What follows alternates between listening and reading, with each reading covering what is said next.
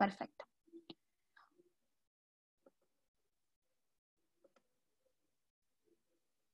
Bueno, bienvenidos y bienvenidas a todos y a todas al primer seminario internacional y tercer seminario colombiano sobre imaginarios y representaciones. Modalidad virtual, rara. La virtualidad nos permite poder hacer este tipo de seminarios internacionales y poder conectarnos e intercambiar ideas entre diferentes países, pero también, bueno, hay veces que se complica con el internet y con las computadoras. Bueno, vamos a arrancar. Tenemos una mesa muy interesante. Si les parece, voy presentando a las personas que van a estar exponiendo. Tenemos por un lado a la doctora Judith Pérez, que es profesora en la Red Estatal de Educación de Río de Janeiro. Actualmente ocupa el cargo de director escolar y docente de la Red Municipal de Educación de Duque de Caia. También al doctor Humberto Farías Campos, que es profesor en el programa de Psicología Social de Universo de Río de Janeiro. Están acá presentes, ¿no? Sí, los vi. Si quieren pueden ir desbloqueando sus micrófonos, ir saludando si tienen ganas. Bueno, también nos van a acompañar la doctora Ana da Costa Polonia, profesora del Centro Universitario Euroamericano, la doctora María de Fátima Sousa Santos, que trabaja en la Universidad Federal de Pernambuco, en el programa de posgrado de la licenciatura en Psicología. También la doctora Esmeralda Jiménez Fuentes, que es doctora en Investigación e Innovación Educativa de la Facultad de Filosofía y Letras de la Universidad Autónoma de Puebla en México. Por otro lado, también nos va a estar acompañando esta tarde en Argentina, mañana en los diferentes países donde estén, la doctora Romilda Teodora Enz, que es profesora titular del programa de posgrado en Educación, Maestría y Doctorado en la línea de Historia y Política Educativas en la Pontificia Universidad Católica de Paraná, y Sabrina Pla-Sandini, que es estudiante de doctorado en Ciencias de la Educación de la Universidad Nacional de La Plata, en Argentina. La licenciada Jacqueline Salanc, ustedes después corríjanme si digo algún apellido más, que es estudiante de doctorado, magíster en educación, y además es pedagoga escolar de la Municipal Docencia de Curativa. También nos va a estar acompañando el doctor Oscar Gustavo Pérez, que es profesor investigador de la Universidad de Lenguas en la Universidad Autónoma de Chiapas. Mario Javier Flores, que también va a estar, que es docente de la facultad también en la Universidad Autónoma de Chiapas. Por último, vamos a tener a la doctora Tania Acosta Martínez, académica de la Universidad Pedagógica Nacional, a la doctora Olga Rocío Díaz Cancino, profesora de tiempo completo en la Universidad Pedagógica Nacional, coordinadora de la licenciatura en Educación Preescolar, y a la doctora Mariana Hernández Olmos, académica de la Universidad Pedagógica Nacional. Si quieren pueden ir habilitando los micrófonos y así damos comienzo a este simposio.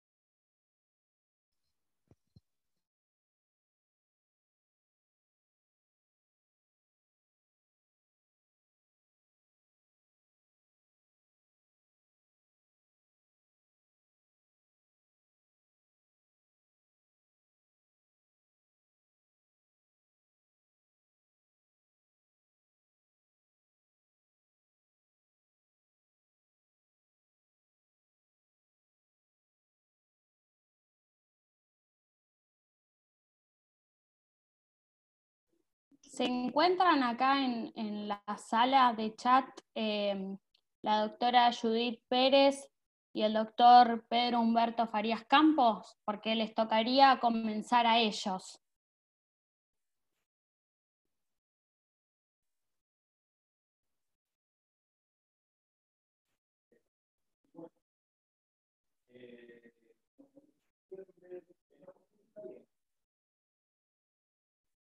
Si no, podemos comenzar con el siguiente, si no están acá. ¿Les parece?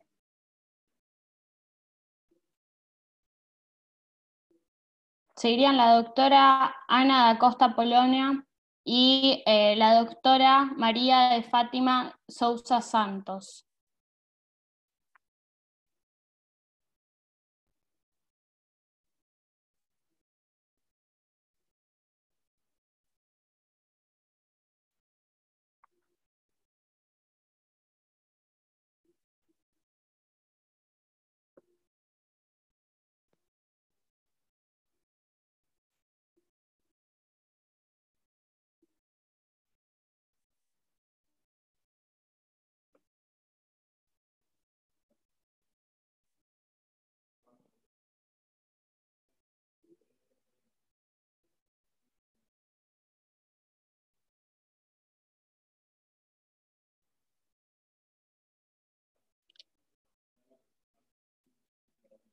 ¿Les parece que si aún estos expositores no están en la sala, continuemos con cómo seguiría el programa?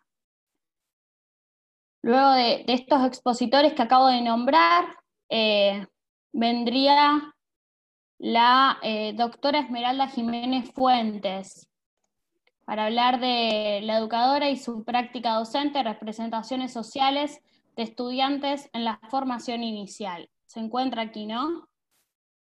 Sí, sí. Disculpe, ¿es posible proyectar unas diapositivas? Sí, yo ahora te voy a poner para que puedas proyectar. Sí, muchas gracias. Bien, en lo que nos hace favor, pues mi nombre es Esmeralda Jiménez Fuentes. Vivo en el estado de Tlaxcala, que es el estado más pequeño de la República Mexicana. Entonces, estamos transmitiendo desde México. Aquí atrás tengo la bandera que nos representa. Y bueno, es un placer poder participar en este evento tan importante para todos nosotros que nos reúne sobre representaciones e imaginarios. El día de hoy vengo a compartir un trabajo que he venido desarrollando desde hace varios años.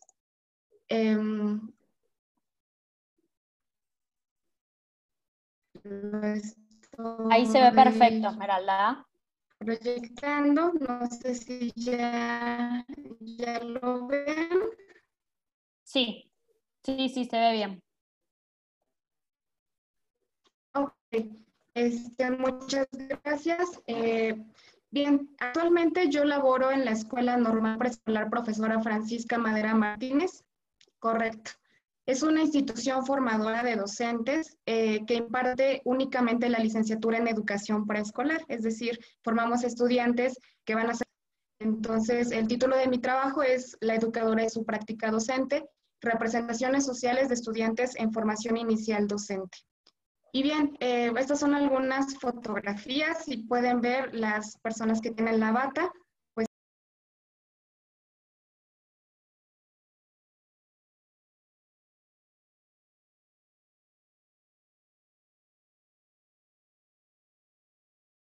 parece que se nos perdió, ¿no? Ah, no, ahí está. Ahí reconectó, sí, Esmeralda. ya estoy de vuelta. Sí. Ahí te vemos de vuelta. Ok, ¿se ven mis Así diapositivas? que, no, creo que las tenés que volver a compartir. De acuerdo.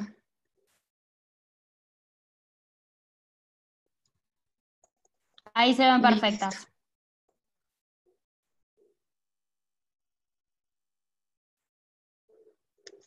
Sí. Bien, justamente el objetivo del trabajo fue conocer cuál es la representación social de la educadora por estudiantes que están en formación en una escuela normal. Haciendo un poco de historia, pues la figura de la educación con un gran pedagogo que es Federico Froebel, y todo el movimiento, toda la corriente de pensamiento de educación preescolar, pues trascendió a todo el territorio europeo, posteriormente a Estados Unidos de Norteamérica, y 40 años después de que surge esta figura, llega a México. Es decir, en 1880 llega a México el movimiento del kindergarten y con ello la figura de la educadora.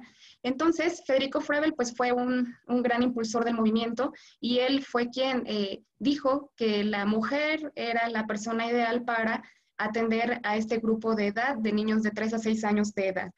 Con ello, poco a poco en México se fue pensando en una alternativa para la formación de educadoras, y es como surgen las escuelas normales.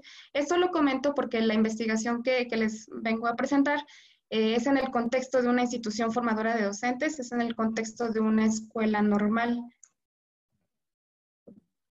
Y bueno, es una etapa actualmente en México para, bueno, quienes nos escuchan de otros países. En México la licenciatura pues tiene una duración de 8 semestres.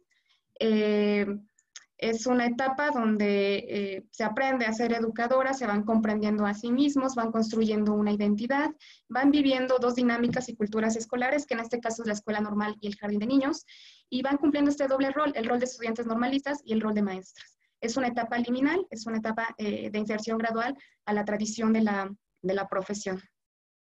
Bueno, la escuela normal donde se inscribió esta investigación, como les decía hace un momento, se encuentra en el estado de Tlaxcala. Es el estado más pequeño de la República Mexicana, específicamente en el municipio de Panotla, que está señalado aquí en el mapa tan pequeño. Es una escuela que surgió en 1978. Y bueno, al momento de hacer la investigación había una matrícula de 216 estudiantes cursando la licenciatura. Esta investigación se llevó a cabo en el ciclo escolar 2017-2018. Cabe señalar que ha formado a lo largo de la historia a cerca de 3,000 educadoras mujeres y 7 educadores varones. Bueno, la pregunta de investigación: ¿cuáles son las representaciones sociales del educador en su práctica docente por estudiantes en formación inicial docente? Y bueno, básicamente dentro de los enfoques que componen a la teoría de las representaciones sociales, decidimos adoptar el enfoque estructural, que bueno, nos dice Jean-Claude Abric que toda representación social tiene una estructura, principalmente por un núcleo central y unos elementos periféricos. El núcleo central está compuesto de todas las ideas, cogniciones, creencias que tienen mayor arraigo dentro de la representación social, y bueno, los elementos dependiendo de la jerarquía o del lugar que ocupen dentro de esta representación, ¿sí? Bueno, nos dice Jean-Claude Abric, tiene una estructura organizada al ser constituida por un conjunto de informaciones, de creencias, de opiniones y de actitudes al propósito de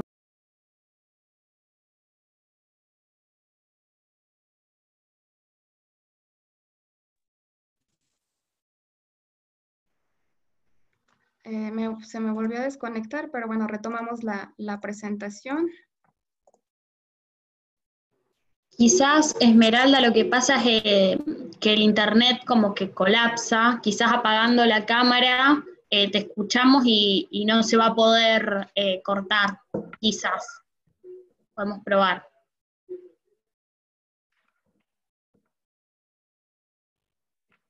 Bien. Ok, sí, ahorita desactivo mi cámara y nos quedamos con el audio. Bien, la estrategia metodológica que empleamos, bueno, es una investigación cualitativa de corte transversal con un alcance interpretativo, y como instrumento de investigación empleamos el cuestionario. Una vez que aplicamos este cuestionario, toda la información se analizó con base en el método de análisis de redes sociales. Ahorita voy a profundizar un poquito. El cuestionario, este es un ejemplo en la parte de abajo de la lámina de cómo estuvo conformado el cuestionario. Fue un total de 18 preguntas a partir de la técnica de evocación. Y, por ejemplo, dice, escribe 5 palabras que vienen a tu mente cuando escuchas la palabra docente de nivel preescolar. Entonces, 196 estudiantes dieron respuesta en función de esta estructura de cuestionario. En total, tuvimos una base de datos, porque, bueno, lo llenaron con puño y letra. La base de datos nos apoyamos de Excel y tuvo al final un total de 105 columnas, 197 filas y 16.457 cognemas o descriptores. Fueron 196 estudiantes y una vez que se concluyó la transcripción de esta base de datos, procedimos a analizar la información con el método de análisis de redes sociales, que este método proviene de la teoría de grafos. Sus bases son en el álgebra matricial y la estadística, desde luego, y parte de la idea de que el mundo y el pensamiento es un tejido. Entonces esto nos vino muy bien desde el enfoque que empleamos de representaciones sociales, desde el enfoque estructural. Bueno, esta es la antesala de las redes sociales. Las redes sociales son estos puntitos que dentro del método de análisis se llama nodo, y las líneas son los lazos que conectan a estos nodos. La antesala de este tejido, de esta red, o también llamada grafo, son estas matrices binarias de ceros y unos, tablas de frecuencia. La información también fue analizada con índice de Shannon, índice de Simpson y los números de diversidad de Hill. Todo esto fue el tratamiento de los 16,000, casi 17,000 datos que obtuvimos, ¿sí? Y la matriz adyacente. Posteriormente, después de que hicimos esto, utilizamos Usenet. Usenet es un software de los creadores Borgatti y Freeman, ¿sí? Que nos ayudó a trazar cada una de las redes. Una vez que se tienen las redes, se hace el uso de métricas que el mismo método propone, como la densidad, el grado de centralidad, la intermediación, lazos, flujo, distancias entre nodos, cliques, intensidad de la relación, principalmente. Y bueno, la primera parte del cuestionario fueron datos generales. Son estudiantes que tienen en promedio 19 años. La mayoría, pues, más bien el 100% en ese entonces son mujeres, provenientes de bachilleratos públicos en un 92.7%. Y son estudiantes que vienen del mismo estado. Rara vez llegan estudiantes de estados que colindan con el estado de Tlaxcala, como Puebla, como Hidalgo y Veracruz. La representación social de la educadora. Aquí pueden ver la red que se trazó en función de todas las matrices que se hicieron y las métricas empleadas. Entonces, del lado izquierdo, en los nodos de color rojo, podríamos decir es el núcleo central, y los nodos azules y amarillos son los elementos periféricos que conforman la representación social. Vemos muy cargado a la izquierda el término creativa. Fundamentalmente, las estudiantes en formación inicial dentro de una escuela normal sostienen que la creatividad es algo indisociable de la profesión, pero también vemos un conjunto de cualidades personales que caracterizan o que ellas utilizan.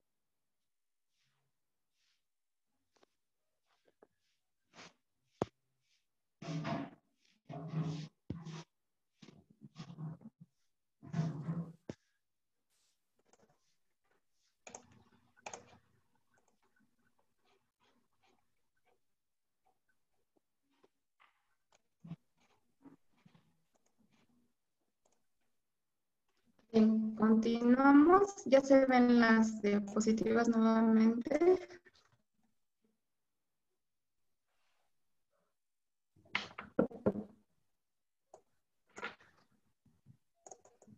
Sí, correcto, gracias. Bien, les decía que hay un conjunto de cualidades personales que distinguen o caracterizan a la licenciada en educación preescolar, ¿sí? Llama mucho la atención varias cosas. Dentro de los elementos periféricos seguimos encontrando incluso cualidades personales, pero también cualidades físicas que ellas reconocen que debe tener la educadora, como mujer, bonita, amorosa, tolerante, maestra, bata, la bata que es un aspecto simbólico por llamarlo de alguna manera porque nos distingue de otros niveles como primaria, secundaria, etcétera. Y es en el sistema periférico, pero ya en las orillas, cuando empezamos a notar algunos elementos de corte un poco más profesional, como conocimientos, preparación profesional, aprendizajes, actividades, etcétera, ¿no? Entonces, esta representación social pues fue construida, como les decía hace rato, con el testimonio, con el cuestionario de 196 estudiantes. Y llama mucho la atención la presencia de elementos que tienen que ver con la génesis de la profesión hace muchos años, desde 1840. Es decir, desde 1840 al 2020, sigue estando presente el pensamiento de Federico Froebel.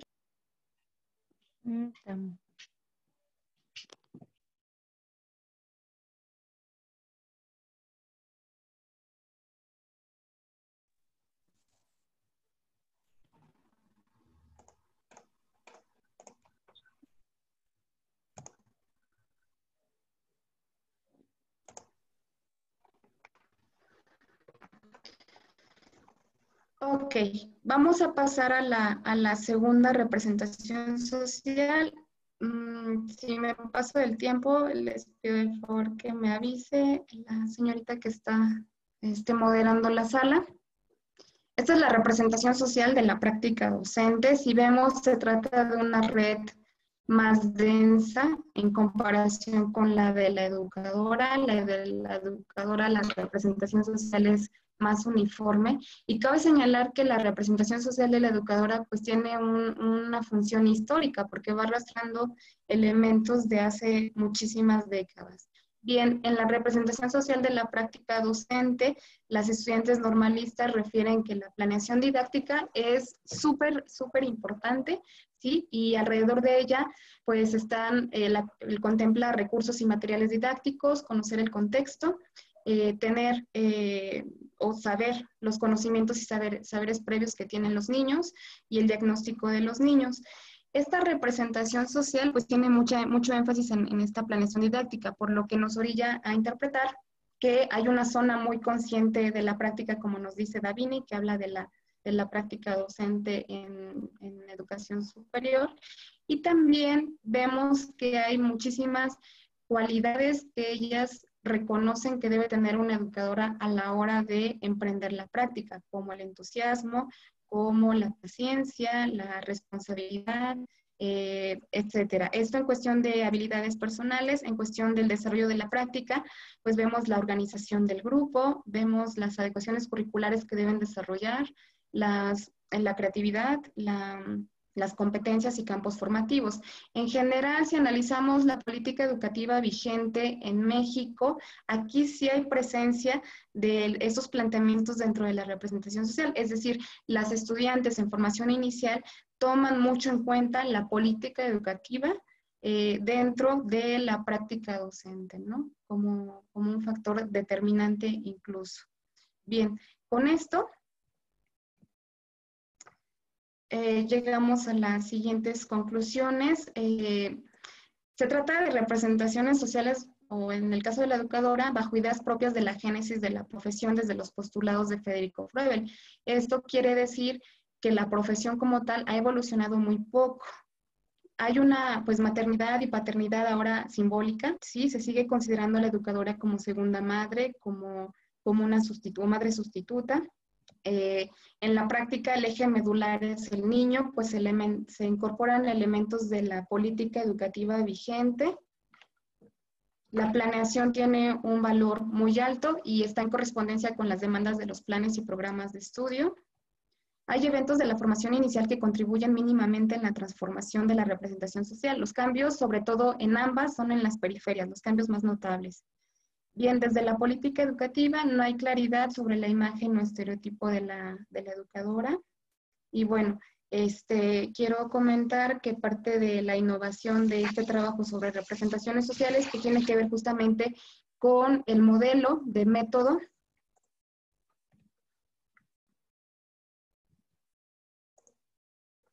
¿Me escuchan? ¿Me siguen escuchando? Sí, sí, te seguimos escuchando.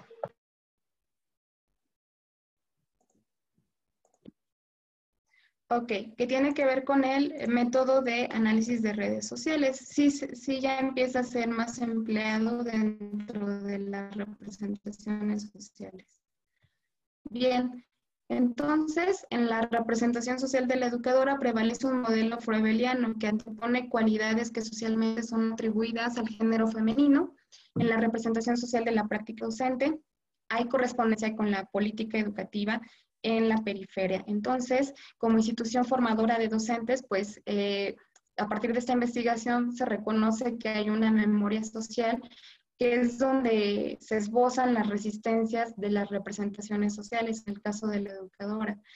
Y las escuelas normales tendríamos que generar estrategias para movilizar elementos, analizar los perfiles y la cultura escolar, trabajar un poco y que se vayan anteponiendo, en este caso más una imagen, un estereotipo más contemporáneo que el de antaño, el modelo de antaño que sigue vigente dentro de estas instituciones. Entonces, finalmente, después de esta investigación, se recomienda dar continuidad a nuevos ciclos investigativos, estudiar los factores que contribuyen a la reproducción del modelo estereotipado, a explorar las concepciones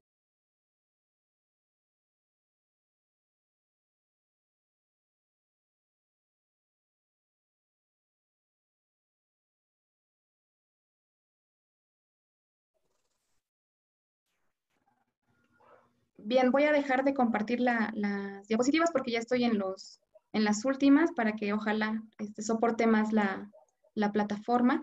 Estaba en el punto de recomendaciones y bueno, ahora el siguiente paso de esta investigación es aplicar la técnica del cuestionamiento al núcleo central. Ya lo revelamos desde el punto de vista de la educadora y de la práctica. Ahora es cuestionar o indagar o profundizar más sobre el núcleo central. Finalmente, bueno, ya no lo ven, pero dentro de las diapositivas están todas las referencias, que fueron aproximadamente entre 80 y 100 referencias que empleamos para el desarrollo de esta investigación. Entonces, creo que ya agoté el tiempo. Muchísimas gracias y bueno, ya estoy abierta a las preguntas o comentarios en el espacio que está destinado dentro de la programación del seminario. Muchas gracias. Muchas gracias a vos, Esmeralda. La verdad que interesantísimo toda la investigación y el trabajo que estuviste haciendo. Si tienen preguntas, después vamos a dejar unos minutitos sobre el final para que las y los expositores puedan ir respondiéndolas, las van mandando al chat y nosotros las vamos recopilando. Ahora vamos a seguir con la próxima ponencia, teorías sobre las representaciones sociales y políticas docentes, diálogos necesarios para comprender la realidad escolar, con Romila Teodora Enz y Sabrina Pla Sandini, que ya las puse como, si quieren ir prendiendo las cámaras y prendiendo los micrófonos, ya están como también administradoras, por si quieren compartir algo en la pantalla, ya lo pueden hacer. Também temos a Jaqueline, que vai apresentar conosco. Isso mesmo, Sabrina ia falar. Nós somos 3. Perfecto, sí, perdón. También la pongo entonces a ella, a Jacqueline, como administradora para que pueda compartir. Isso. Então, boa tarde a todos. A professora Romilda, Jaqueline e eu vamos apresentar Teoria das Representações Sociais e Políticas Docentes, diálogo necessário para compreender a realidade escolar. e eu vou apresentar os slides, vou compartilhar os slides com vocês, então.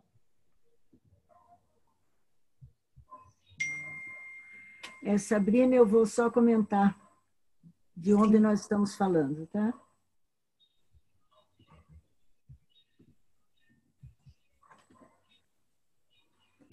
Não compartilhou ainda.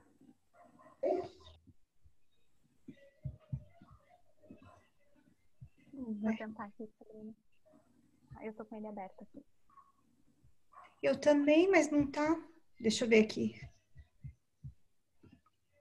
Deu certo? Não. Acho que sim. Compartilha. Coloca no compartilhar. Ué. Tá aparecendo? Agora está. Tá, então tudo certo. Abre só na tela.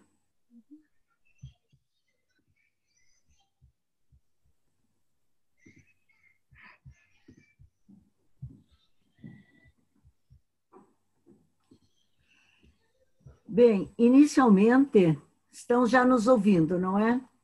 Inicialmente, eu gostaria de cumprimentar a todos e agradecer, assim, a oportunidade de estarmos aqui, inclusive parabenizar a apresentação anterior da professora Esmeralda, bem significativa, utilizando um software diferente do nosso.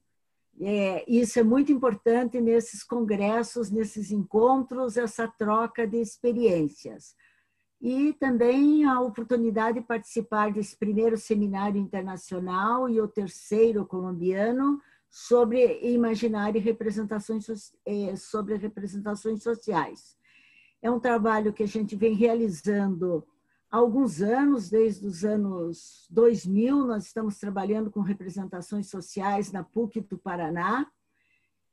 Curitiba, nós estamos falando do Brasil, do Paraná e de Curitiba.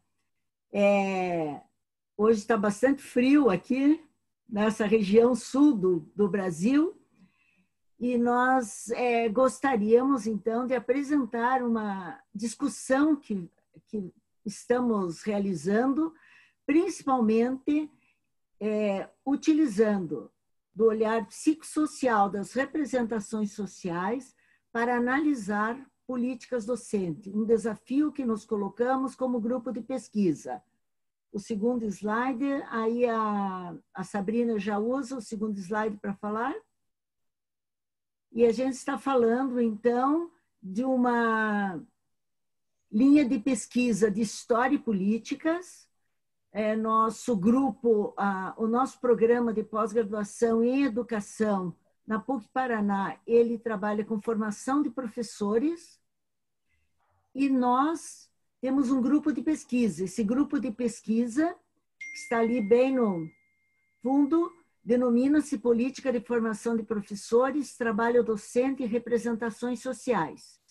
E nós estamos vinculados, nós somos parte de um centro internacional de representações sociais, que é o CIESED, da Fundação Cali Chagas, em São Paulo, que, vamos dizer assim, estamos ligados à Cátedra da Unesco sobre profissionalização docente por intermédio, por esse trabalho conjunto. Nesse centro, mais de 40 grupos de pesquisa estão presentes nele e, além disso, nós participamos de outras redes internacionais de pesquisadores, a da PUC de São Paulo e da Universidade Unesa, da Estácio de Sá, do Rio de Janeiro.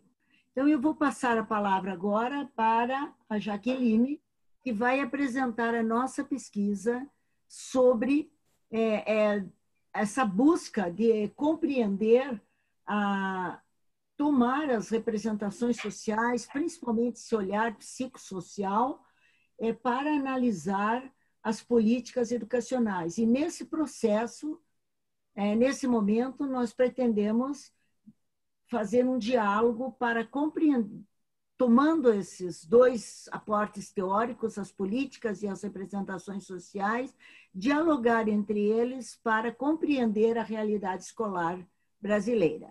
Então, Sabrina, fica com você a palavra agora e depois com a Jaqueline.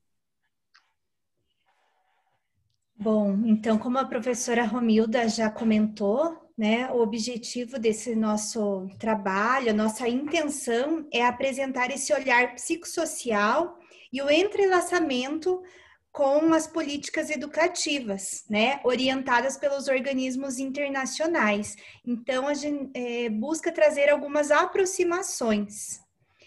Nesse sentido, o objetivo do nosso trabalho é indicar possibilidades de aproximações que envolvem a teoria das representações sociais na análise de textos políticos, com o pressuposto de que esses estudos permitem aprender as grandes tendências da vida social, principalmente pelo caráter transversal dessa noção e o diálogo interdisciplinar por ela autorizado, além de viabilizarem ascender ao universo simbólico no que investigam, ou seja, a compreender as políticas docentes. E para isso, nós tomamos como objeto desse nosso trabalho a Resolução 02 de 2019 da Base Nacional Curricular de Formação Docente, que é a resolução que nós vamos estar analisando. Então, nós partimos de uma política nacional de formação docente, né, que tem toda uma organização, uma estrutura, e até chegar, né, pelo poder público, essa resolução, onde ela vai descrever, trabalhar com a questão do desempenho e a carreira dos professores da educação básica, com foco na prática docente. Então, como compreender essa política, né? Então, nós partimos dos textos das políticas públicas como produtos e produtores de orientações políticas, como Shiroma, Campos e Garcia nos falam, né? E cujos discursos, como eventos sociais completos que Fairclough, né, nos explica como processos ideológicos entre as pessoas. Então, essa formação de professores, que tem sido um assunto muito estudado aqui no Brasil e em todos os outros países da América Latina, né, vem suscitando inúmeras discussões, nós vamos tentar olhar isso pelo viés da teoria das representações sociais e pelo aporte teórico, né, das políticas docentes. Então, a partir desse aporte, a gente usa a teoria das representações sociais como um recurso para análise, né, do que dizem ou do que silenciam essas políticas, permitindo aprender as grandes tendências da vida social, principalmente pelo caráter transversal, né, que a teoria das representações sociais nos proporciona. E também a questão política, né? No próximo slide, que nós trazemos uma citação do Baum, que diz: a política educacional está sendo feita em novas localidades, em diferentes parâmetros, por novos atores e organizações. Esses novos parâmetros e essas novas localidades, formas de participação e relacionamentos, requerem novos métodos e conceitos e novas sensibilidades de pesquisa. Pesquisadores devem também adaptar-se, refletir e aprender. Então, nós utilizamos a teoria das representações sociais e a política educacional para entender esse texto político, né, que é relacionado à formação de professores. E aí nós percebemos que estas representações, elas são identificáveis nos contextos institucionais, nas práticas concretas, através dos discursos dos diferentes atores. Elas podem ser aprendidas de um modo histórico, tendo em conta a evolução das políticas educativas, da evolução das populações às quais são dirigidas, decorrentes da democratização e da massificação da escola e das posições e identidades, que daí derivam no que toca aos parceiros da relação educativa. Uma perspectiva desse gênero, centrada nos diversos níveis contextuais, permite evidenciar os problemas colocados pela pela transmissão dos saberes nas situações de ensino e de aprendizagem, né? Como a Jodelê nos coloca. Por isso que nós pegamos essa resolução, né? Que trata-se de um texto político para tentar identificar as representações que emanam desse texto. Bom, eu vou comentar um pouquinho a respeito da metodologia, né? Do como nós fizemos essa pesquisa. Um pouquinho mais alto, Jaqueline. Deixa eu puxar aqui. Ficou melhor? Ficou bem melhor. Então tá bom, muito obrigada. Eu vou comentar um pouquinho a respeito da metodologia, do processo que foi feito, né, para chegarmos, né, a essa pesquisa. A partir de todo o aporte teórico, né, sobre política educativa e a teoria das representações sociais, que a Sabrina, né, colocou agora, né, para o grupo, nós trabalhamos com a classificação hierárquica descendente pelo software Iramutec, né? O software ele vai gerar, vai organizar os dados para então nós fazermos a análise. E nós nos apoiamos na proposta do que Foucault traz como análise crítica do discurso, análise do discurso. No entanto, a nossa ideia aqui não é fazer uma análise crítica do discurso, mas sim ter elementos, né, que esse autor nos traz para poder fazer a análise desse texto, para fazer a análise da classificação hierárquica descendente a partir do que ele nos propõe. E como a Sabrina já colocou, né, para nós aqui, o texto, né, que foi trabalhado em cima da resolução do Conselho Nacional de Educação, Conselho Pleno, número 2 de 2019, que é a resolução que faz a implantação da BNC, que é a Base Nacional Curricular de Formação Docente. Tá? É uma questão que é interessante deixar, né, bem organizada, é com relação que nós temos o Conselho Nacional de Educação aqui no Brasil, que é responsável, né, por fazer essas resoluções junto ao Ministério da Educação.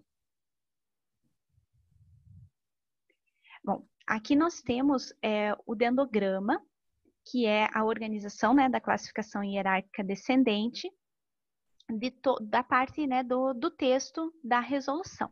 Então, nós temos ali esse dendrograma, ele foi organizado em 5 classes, né? Nós tivemos um total de 142 unidades de texto.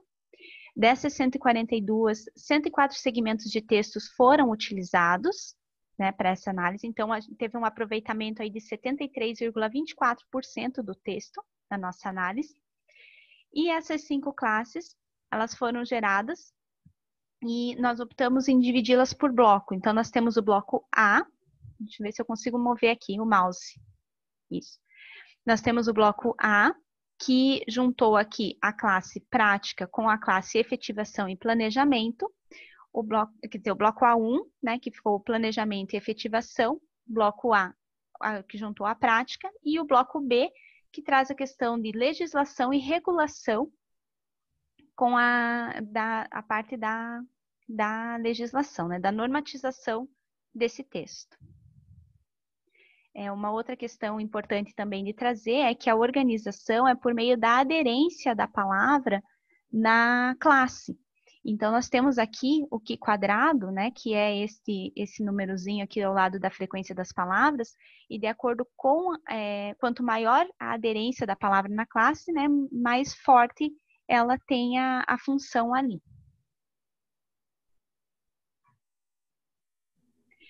E pensando, né, na análise, no como nós fizemos a leitura, né, desse processo todo, nós temos os aspectos de efetivação e planejamento, que são as palavras que trouxeram questões com relação a como isso será implantado, né, como isso vai ser efetivado. Pensando aqui, nós temos as palavras conhecimento, a palavra competência, habilidade, que é algo que está muito forte no documento, né? Nós temos a palavra ação, a palavra didática, planejamento.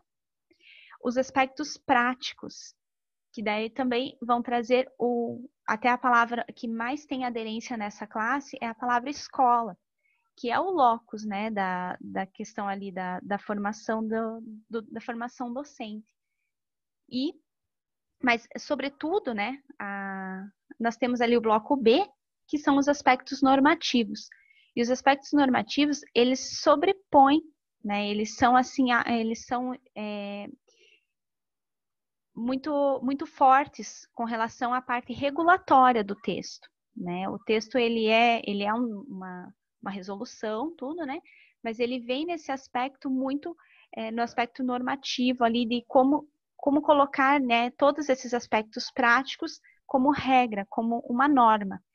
E uma questão muito forte também, né, na nossa análise é que toda essa questão esse documento, ele vai trazer muitos indícios, né? Vai trazer muitos subsídios com relação à formação, mas não traz toda a questão em volta do processo de formação, né? A questão da valorização docente, a questão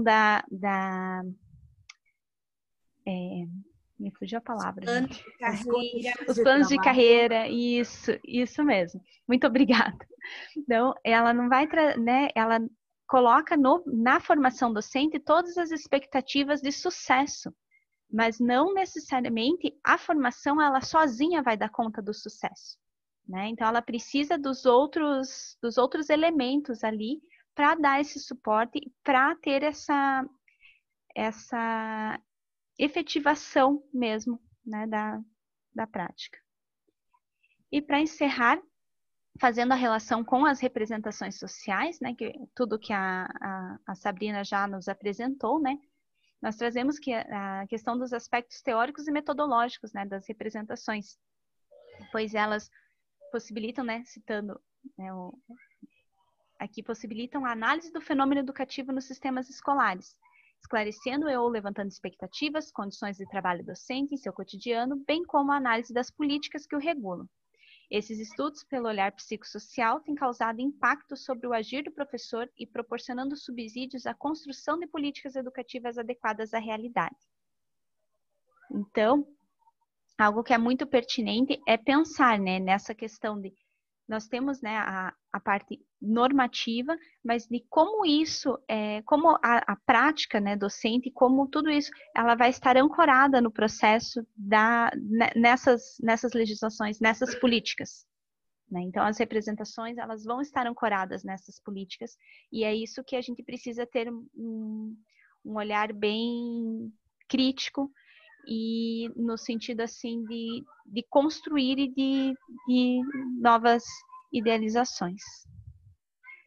E nós temos aqui as referências. Acredito que seja isso, por favor, professora Sabrina.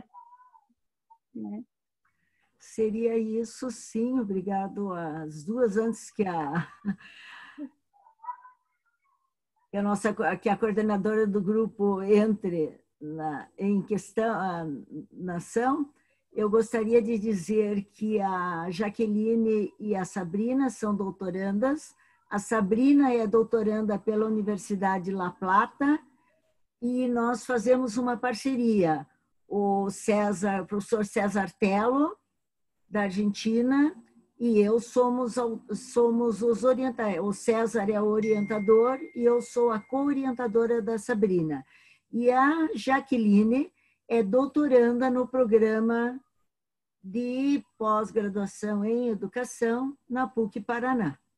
Só para localizar quem são as duas autoras aqui comigo nesse processo, nessa análise política e de representações sociais, esse desafio que nós nos colocamos para utilizando as representações sociais. Obrigado a todos e vamos aguardar a continuidade.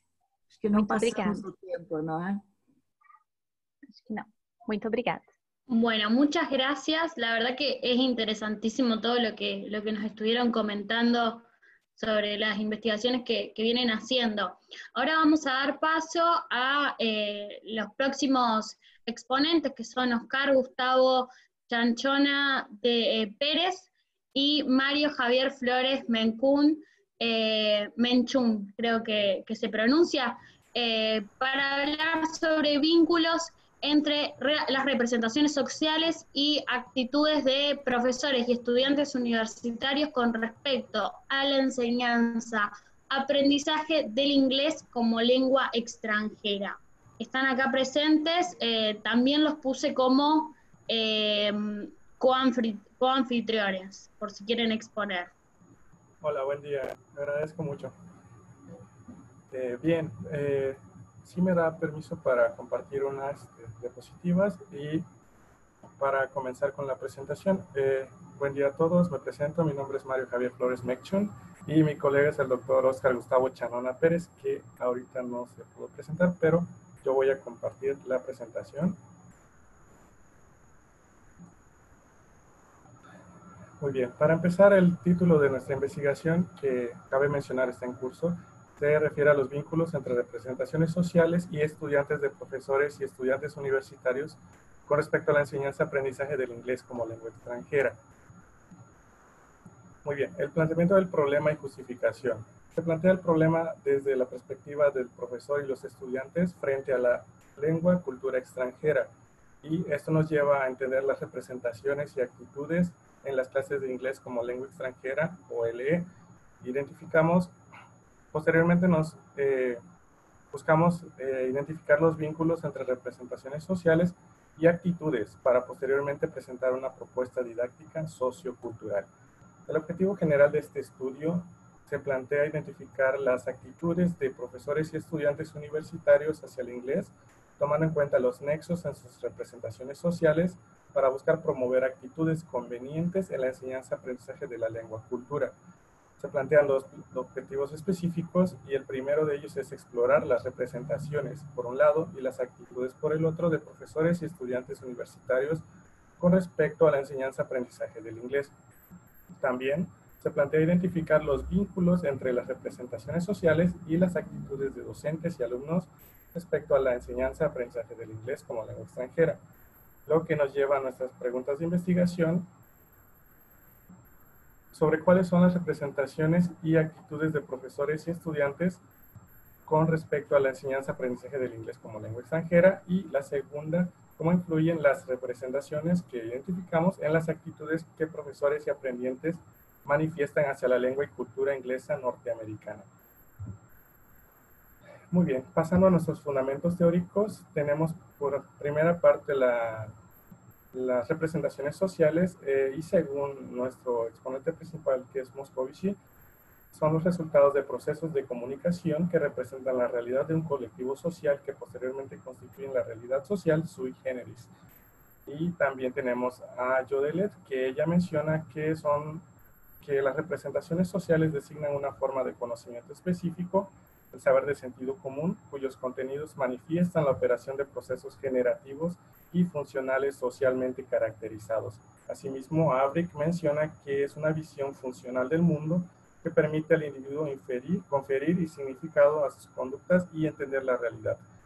Posteriormente, Piña y Cuevas complementan estas ideas diciendo que no solo determinan la acción, sino también pueden cambiarlas y producir nuevos comportamientos, construir y constituir nuevas relaciones con el objeto de representación.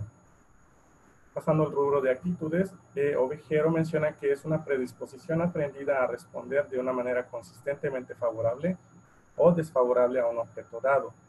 Crano y Priestley mencionan que las actitudes representan una integración evaluativa de cogniciones y efectos experimentados en relación con un objeto.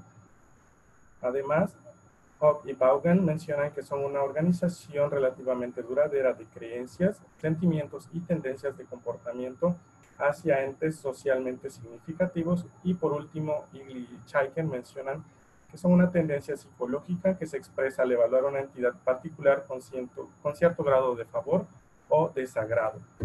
Y según Baron Beer, hacen la siguiente clasificación de las actitudes: positivas, que es una predisposición a evaluar favorablemente una entidad particular; las ambivalentes, que son una tendencia a tener evaluaciones positivas y negativas sobre un mismo objeto actitudinal; y finalmente las negativas, que son una disposición y comportamiento desfavorable de un sujeto ante una entidad particular.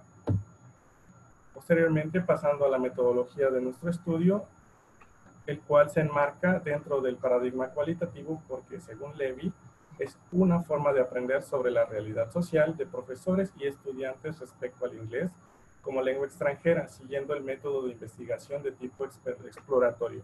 Como bien sabemos, el método de investigación-acción se plantea identificar situaciones problemáticas dentro del aula para poder encontrar una posible solución o manera de influir en un cambio. Y es necesario puntualizar que la investigación que estamos presentando está aún en curso. El contexto en el que se lleva a cabo es dentro de la Universidad Autónoma de Chiapas, UNACH, del estado de Chiapas, en México, y se hace en las facultades de Medicina Humana, Facultad de Humanidades, Facultad de Ingeniería y Facultad de Arquitectura. Los participantes son 4 profesores de inglés con un rango de entre 3 a 10 años de experiencia en el campo de la enseñanza, 3 mujeres y un hombre, de los cuales 2 profesores han estado en el extranjero y 2 no han salido de su país de origen.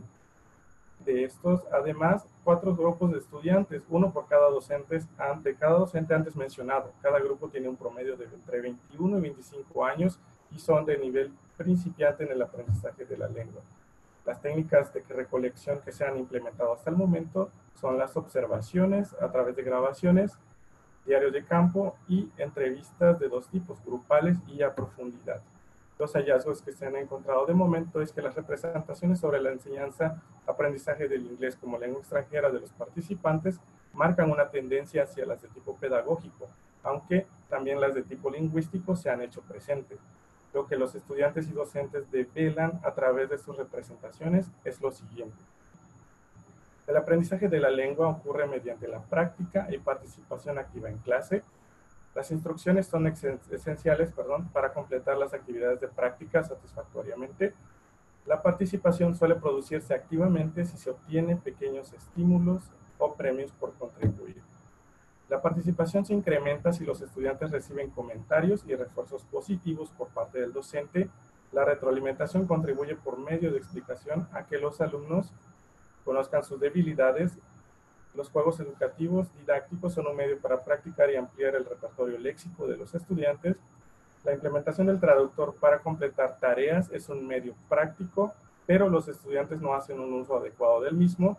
Y finalmente los ejercicios gramaticales son el medio principal para la práctica de la lengua extranjera. Para terminar, es necesario puntualizar que hasta ahora las representaciones de tipo cultural no han aparecido en los discursos.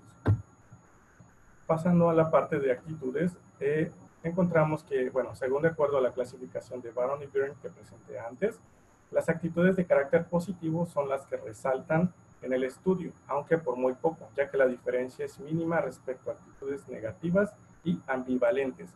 Se expresan las siguientes actitudes. Actitudes positivas hacia la implementación de juegos didácticos para aprender y ampliar el vocabulario, el desarrollo de ejercicios de pronunciación y contracciones de la lengua extranjera, los comentarios y reforzamientos que el docente hace hacia la participación de los estudiantes a manera de motivarlos a esforzarse, los estímulos o pequeños premios a los estudiantes por su participación.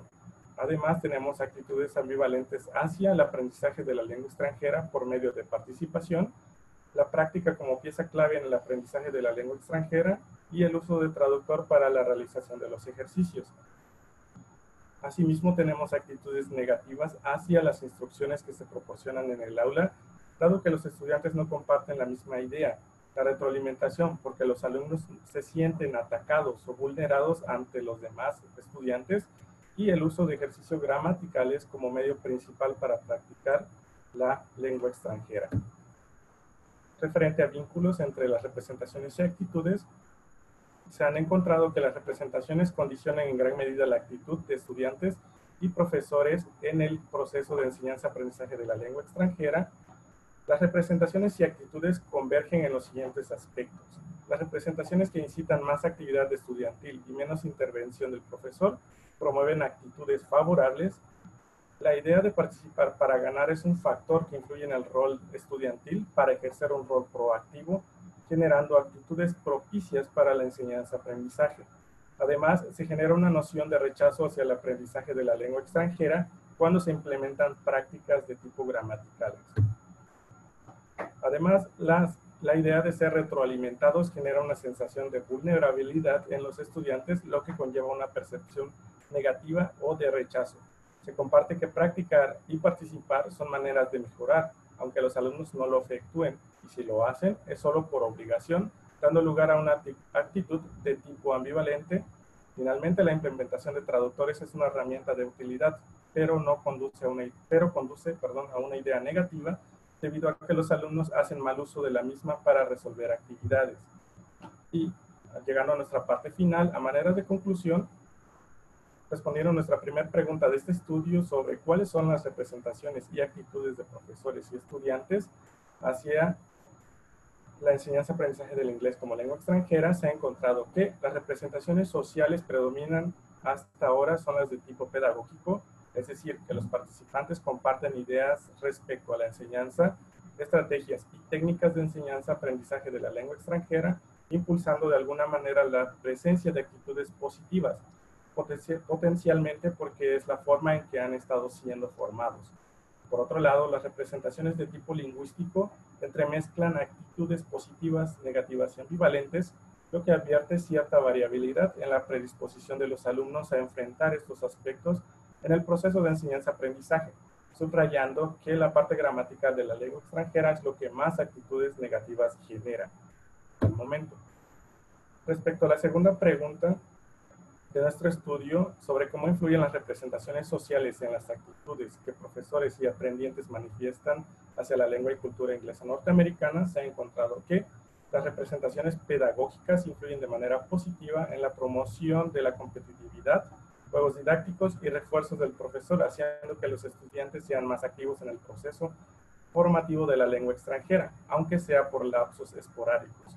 En contraparte, las representaciones de tipo lingüístico influyen de manera negativa, principalmente en el estado de ánimo, las emociones y disposición de los estudiantes hacia el aprendizaje de la lengua extranjera. Como se aprecia, no han aparecido las representaciones de tipo cultural. Es posible que se deba a que el método que se usa tenga más enfoque lingüístico que cultural, entendiendo que en cualquier momento pueden aparecer si el maestro cambia de actividades. O quizás esta etapa es parte de un repaso para mejorar la parte lingüística y posteriormente avanzar a contenidos culturales. En todo caso, la investigación sigue en curso y probablemente se generen representaciones de esta clase a posteriori. Estas serían las referencias hasta el momento de nuestro estudio y este sería todo. Muchas gracias por su atención.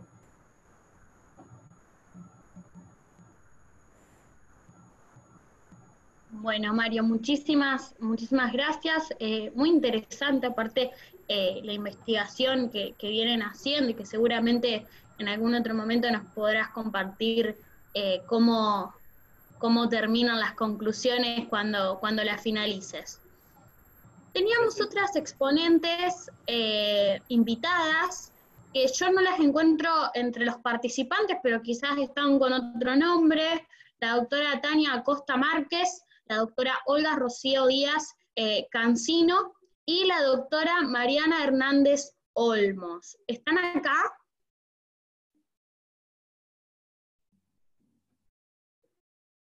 No, parecería que no.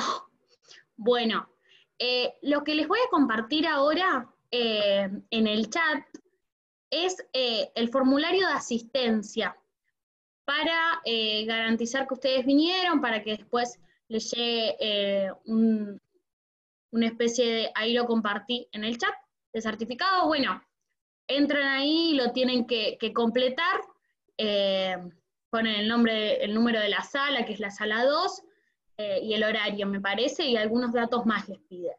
Ahora si ¿me escuchan? Porque se me puso toda la pantalla blanca. Bien, si me siguen escuchando, seguimos.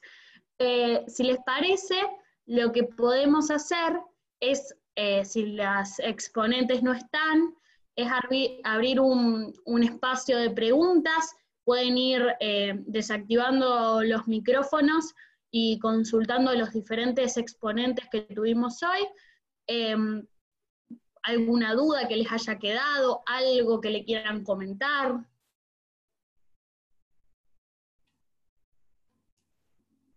Deixa eu abrir o meu.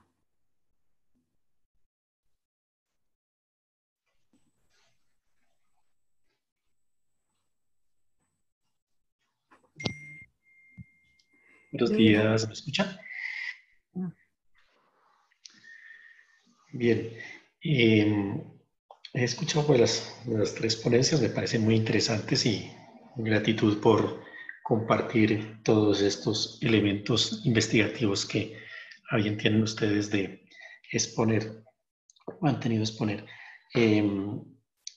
Escuchando la ponencia de la estudiante Esmeralda Jiménez, creo que es estudiante, no sé si estoy mal, me corrige por favor, hubo un punto donde históricamente creo que comentaba cómo algún académico comentó que las damas eran las más propicias para atender la población infantil en la educación. La pregunta es, en ese sentido, de pronto se ha cuestionado o se ha indagado si eso tiene que ver un poco con una actitud, no sé si machista de la sociedad, para considerar esa afirmación. Sería como mi inquietud al respecto en su nación, que es México, que a la vez pues también tiene que ver mucho con toda Latinoamérica.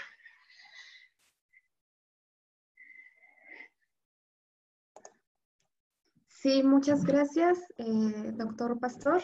Efectivamente, México pues, es un poco complicado en temas de género. Y bueno, aterrizando un poco a la parte del contexto donde se desarrolló la investigación, en la Escuela Normal Preescolar Francisca Madera Martínez, desde 1978 a la fecha, han egresado aproximadamente 3,000 educadoras y 7 varones. El año pasado nos dimos a la tarea de reunir a los varones que han egresado de la licenciatura y qué ha pasado con ellos desde que egresaron, ¿no? Entonces, esto es parte de una investigación que emprendimos y ya está un artículo, ya lo mandamos para revisión, pero sí quiero compartirles parte de los hallazgos.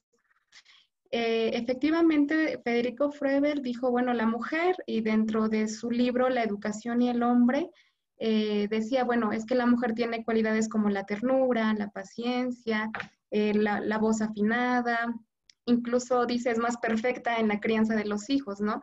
Y habla de la imperfección del hombre. Entonces, desde ahí empieza una atribución por rol de género. Entonces nos llamaba la atención, bueno, ¿qué ha pasado con estos varones? Los reunimos, les aplicamos una entrevista y parte de los hallazgos es ya en su función como docentes hay mucha desconfianza hacia ellos por parte de los padres de familia principalmente y algo que nos sorprendió es que también las autoridades educativas dudan de que hayan estudiado la licenciatura.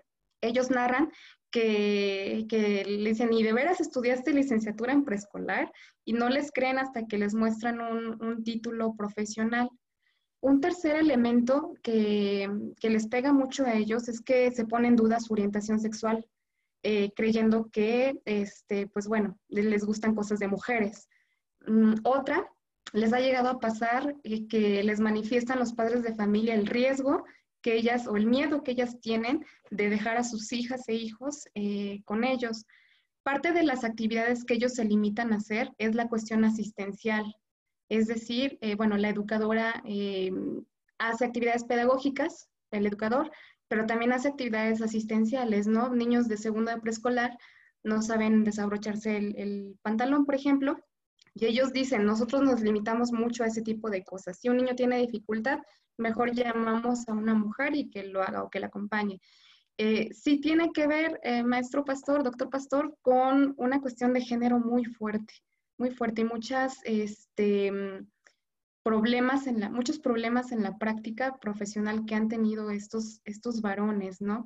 Les han rayado el coche, uno de ellos decía es que cuando yo me inserto en el jardín de niños, me di cuenta que me estaban vigilando. Se pusieron de acuerdo los padres de familia y a las afueras del jardín de niños estaban vigilando y se turnaban y se rolaban, ¿no? Para que yo no hiciera algo indebido, ¿no? Posteriormente, también dentro de este pequeño estudio que hicimos,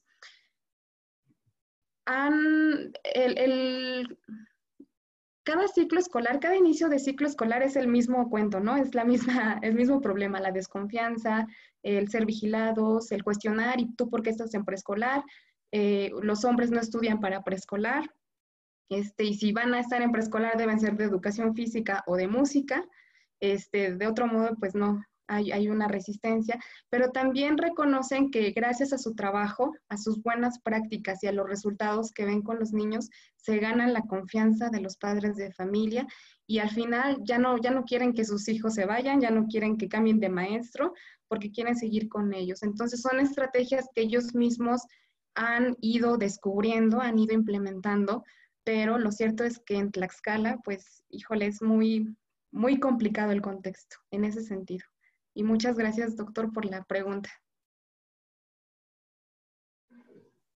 Gracias, Esmeralda.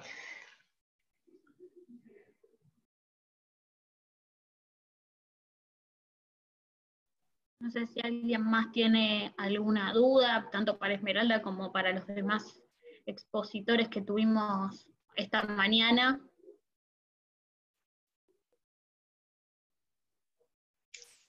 Mientras que se animan, me gustaría complementar un poco lo de Esmeralda y luego plantear una inquietud a Mario Javier sobre su ponencia. Sí, básicamente, pues digamos, en la actual sociedad existe mucho temor y es natural, ¿no?, sobre los riesgos que corren los niños en manos de adultos. Sin embargo, pareciera que a veces como que se extralimita en temas de violencia, ¿no? Pensaría yo, es mi humilde opinión, que una cosa es tener esa prevención y ese cuidado y otra ya es agredir a otra persona sin tener evidencia de que ha hecho algo, y aún habiendo hecho algo, pues habrán conductos regulares y autoridades que atiendan esas situaciones. Eso significa para mí que vivimos en una sociedad del miedo, ¿no? Le tenemos miedo a nuestros semejantes, a nuestros vecinos, a nuestros profesores, al coronavirus, a todo lo que se represente riesgo y amenaza, se constituye en miedo. Pero a veces eso como que colma más allá de lo necesario. Bien, para el profesor Mario, que el tema de inglés y lingüística, la pregunta es, primero que todo, agradecerle pues su ponencia y compartir todo su conocimiento al respecto. Segundo, no sé si no escuché o me distraje, en algún momento el apoyo de las tecnologías, de las TIC, se han constituido en base para potenciar esa enseñanza del inglés, y si es así, de pronto se ven, como sucede en algunos sectores de mi gremio docente en Colombia, algunos docentes se ven amenazados por esas tecnologías, por querer sentirse reemplazados, más aún para el inglés, que creo que estas tecnologías se vuelven muy versátiles, ¿no? Entonces, no sé si de pronto las han vinculado y cuál es la postura que han notado en los docentes al respecto. Gracias, profesor Mario. Hola, doctor. Sí, lo que pasa ahorita en este momento es que no nos hemos centrado en la identificación sobre el uso de las TICs dentro de la enseñanza de lenguas. Sin embargo, de acuerdo a la experiencia que he tenido y he visto otras investigaciones de acá del contexto, es que en el medio en el que estamos es un contexto en el que es difícil tener acceso a aparatos electrónicos, incluso internet. Hay zonas que son pobres, entonces los docentes todavía no les ha llegado bien la idea de que podrían ser reemplazados por las tecnologías. Sin embargo, hay docentes que todavía, bueno, no me atrevo a asegurar, pero posiblemente haya docentes que se resisten al cambio. Entonces, esa parte considero fundamental, porque si bien sabemos, la parte de tecnología es muy importante hoy en día. Si bien no podemos acercarnos de repente a extranjeros a tener contacto real con la lengua, al menos podemos hacerlo de manera virtual y poder entender o escuchar a personas que hablan la lengua, porque no es lo mismo que una persona que no es nativo hablante hable la lengua a que un nativo hablante hable. Entonces, cuando se enfrentan a un contexto real, es cuando sucede esta situación, que se dan cuenta de lo que conlleva aprender una lengua. Pero sí, es muy interesante su pregunta y podría ser como un buen tema de investigación. No sé si respondí su duda. Sí, está bien, gracias. Muy formal, Mario.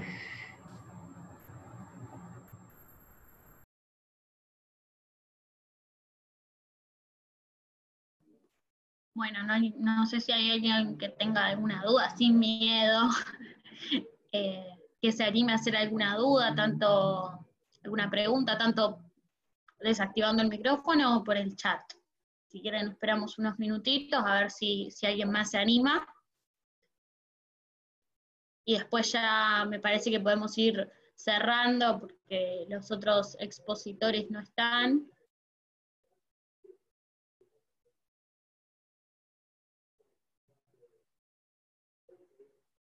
Ahí en el chat les recuerdo que les dejé el formulario de asistencia, entran ahí, anotan, les piden algunos datos, es muy simple de llenar, no se olviden de hacerlo. Es el de asistencia del día de hoy. Si vieron el programa y les interesa alguna otra charla, también tienen que llenar el formulario los próximos días que dure el seminario.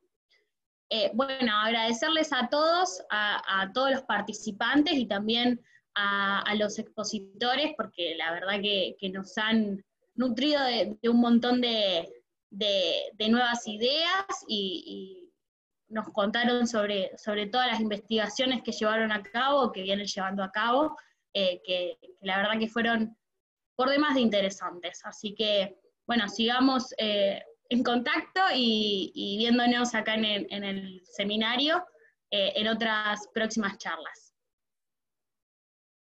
Gracias, gracias Florencia. Gracias Mario, hasta luego. Gracias a todos por su asistencia y por la retroalimentación. Saludos. Muchas gracias a todos. Muchos éxitos.